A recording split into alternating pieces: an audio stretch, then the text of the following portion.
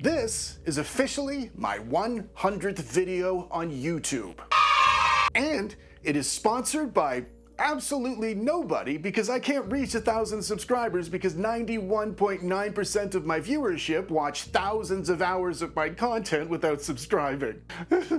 The Heretic's a 1977 American horror film directed by John Boorman. If you've been here before, you know I always try to be fair with my reviews, but there is no point in being fair with today's movie because everybody hates it. Even Linda Blair has called it one of the biggest disappointments of her career. And she's done adult movies. Some people thought it was unbearable and incomprehensible and stupid and amateurish and pathetic and a travesty and even muddle-headed, while other people also fully agreed with all those first people.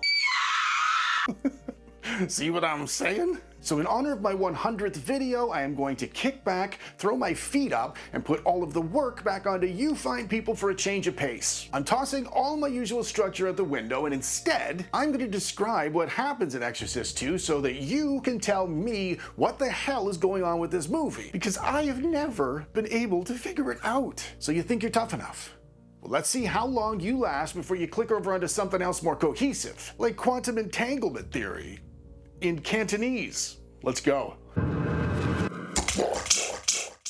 The movie opens in a shitty 1970s rave, probably somewhere in South America. We meet a priest named Father Philip Lamont, played by the totally overqualified Richard Burton. Father Phil's there to exorcise a possessed girl. Of course, nowadays, we probably just assume she couldn't handle her party favors, what with all these sweating and hanging off of her friends. Before he starts the exorcism, Father Phil's nerves get the best of him, and he accidentally prays to Father Merrin, the priest who died at the end of the first Exorcist movie. And for such an experienced exorcist, this was a real first-year rookie mistake because Father Merrin was clearly shit at his job. I mean, why would you ask the ghost of somebody who was shit at their job to have your back when you were doing the actual thing that killed them? And obviously his faux pas really pissed off God too, because priests typically pray to him. I mean, the Catholic Church has a fairly straightforward hierarchy and God's supposed to be at the top of it. So God wrecks everything in his typical spiteful fashion, and while Richard Burton's face tells you exactly how he feels about all the amateur acting he's being forced to encourage, the poor young woman's dress, which also doubled for curtains when you weren't wearing them back in the 70s, catches fire while she provides some inspiration for 1983's Sleepaway Camp. And then we cut to present-day 1977.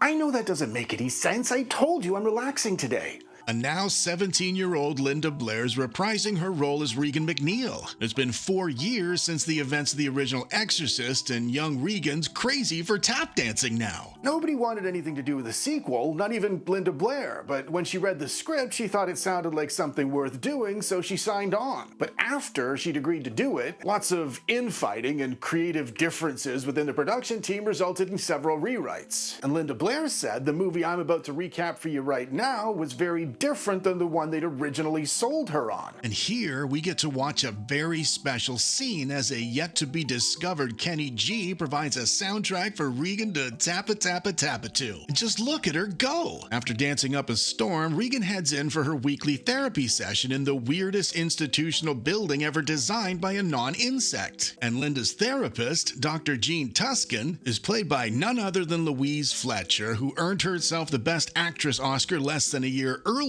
for her career-defining portrayal of Nurse Ratched in One Flew Over the Cuckoo's Nest. And I mention this because it means Louise Fletcher would have been at her acting prime during the filming of Exorcist 2. Yet when you watch her, it looks like Warner Brothers probably threatened to hurt her family if she didn't finish the movie after she'd realized what they were paying her to take part in. Dr. Tuscan thinks Regan's repressing memories from the events of the first movie, so she suggests they hook themselves up to this 1970s machine that has screw-in light bulbs and sticky tape on it like Napoleon Dynamite's Uncle Rico's time machine. So it definitely works. Richard Burton's priest pops into the institute to ask the good doctor if Regan can help him understand the events surrounding Father Merrin's death. And everyone seems good with that. So he's invited to take part in Napoleon Dynamite's Uncle Rico's time machine session. And during the session, they get Linda Blair to speak exactly the same way she did in the first movie. While the light bulbs are blinking away, things get a little confusing for us in the audience. You'd think the the doctor would be in charge of everything, and sometimes she is. But other times it's Regan, the child patient, who's telling everyone what to do and how to do it. And then other times it's the priest, even though this is the first time either of them have ever taken part in one of these sessions. And once Regan's hypnotized, or whatever they've done to her, the priest starts asking her questions about the strength of Father Merrin's heart, as if this makes sense in any universe, never mind the Exorcist one. But before they get anywhere, the good doctor starts looking a bit sketchy. So Regan disconnects herself from the machine and starts rubbing the doctor's chest. You heard me. Then the priest connects himself and stares at superimposed images of Max von Sydow and Zelda from Pet Sematary. And then they hold an impromptu thumb wrestling tournament using the doctor's beating heart as a boxing ring. Then Regan tells the priest how to help the doctor, even though this has to be the most unprecedented situation in the history of history. And everyone ends up just dandy afterwards. The doctor's heart isn't even scabby?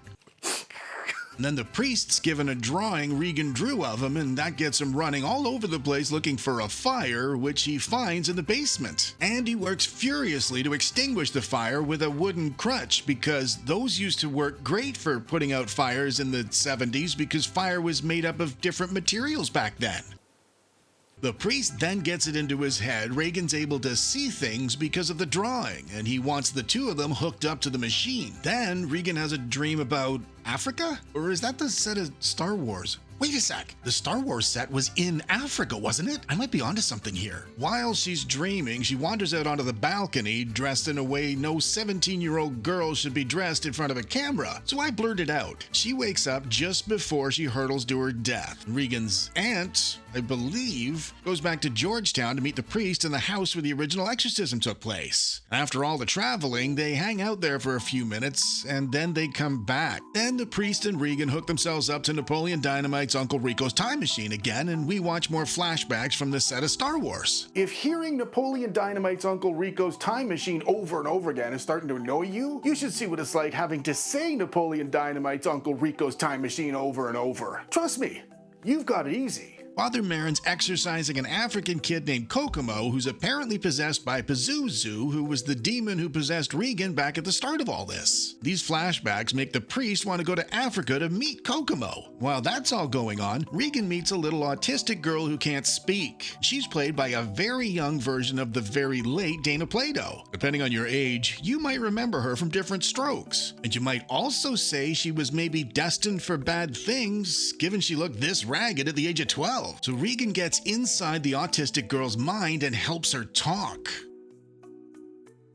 And her mother is ecstatic, even if we in the audience haven't a fucking clue what's happening. When the priest lands in Africa, he gets straight into the local customs with some local clergymen, and it doesn't take him long to find somebody who knew Father Merrin. And the whole scene would look very Monty Python if I could only find something in it to make me laugh. Then we get to watch Regan and her dance troupe do some seriously amazing dancing. And then it cuts right back to Africa again as the priest solved a decades-old mystery for the Monty Python cast within a few moments of arriving. But instead of being grateful, they assume he's a devil worshiper and they stone him. And Regan feels every one of the stones back at her dance recital, which gets her breakdancing, which is only mildly worse than her tap dancing was. And the doctor, who happened to be at the dance recital, injects Regan with some sort of sedative that she also happened to bring with her to the dance recital because, you know, an ounce of prevention? Then we're shuttled right back to Africa again to find the priest completely unfazed by the stoning somehow. He meets Ned Beatty, who's some kind of a guide, and Ned Beatty takes him to meet the Kokomo character I talked about a while ago.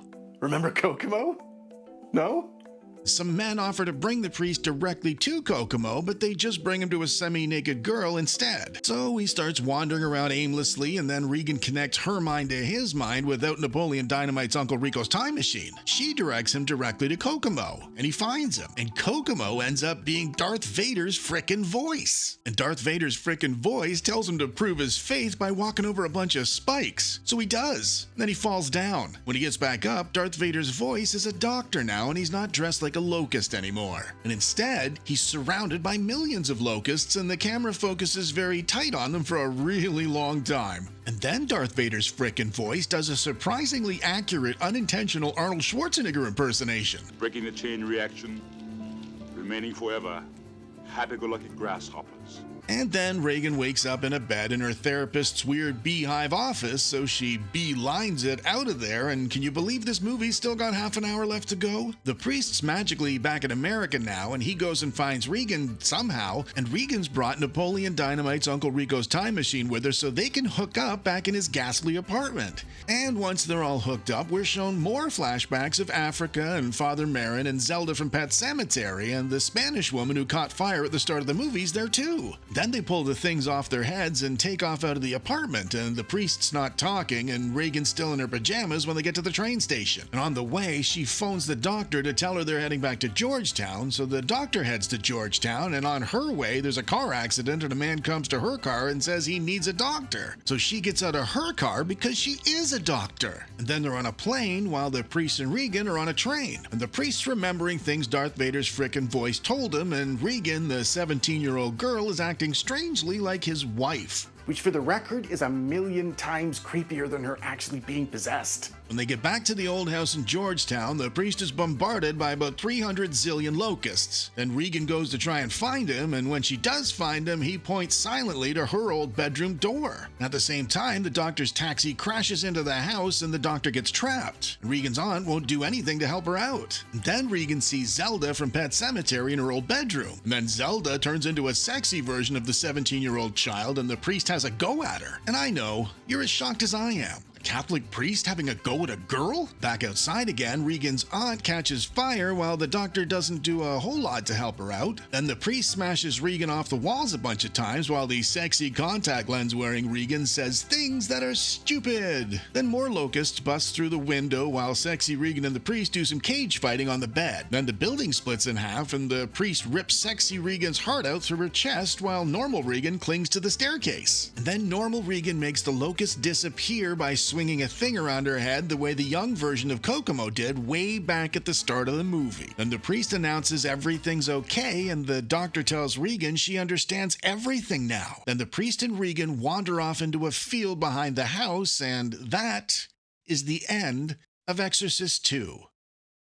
If you're still here, my hat's off to you for your extraordinary levels of patience and tolerance. I would love to hear what you thought about this movie, so why not leave me a line or two below down in the comments so this video wasn't a total waste of your time. I sincerely appreciate you taking the time to do it, and that's why I respond to every single comment I get. Even the ones from that angry American dude that constantly tells me how punchable my face is. If you're new here, why not consider subscribing? Purely for my benefit. I mean, obviously you'll get notified when my new videos post, but in reality, every time my subscriber count goes up a single digit, it's like a tiny bicycle pump going off inside of my ego. Like, and that's true for every single YouTuber, no matter how they phrase the request, by the way. And finally, if you're a regular here, your likes and shares and comments all make it feel like I'm having conversations with my friends about movies. Which, in a way, I am. If I had to pick one thing I've definitely learned in the last lot of months, it would be that this YouTube shit is hard. And without those interactions, without you folks, I'd have quit this a long time ago. So now, after 100 videos, instead of quitting, I'm gonna start doubling down, making the videos even better. Starting with video 101. So thank you, folks. And until next time.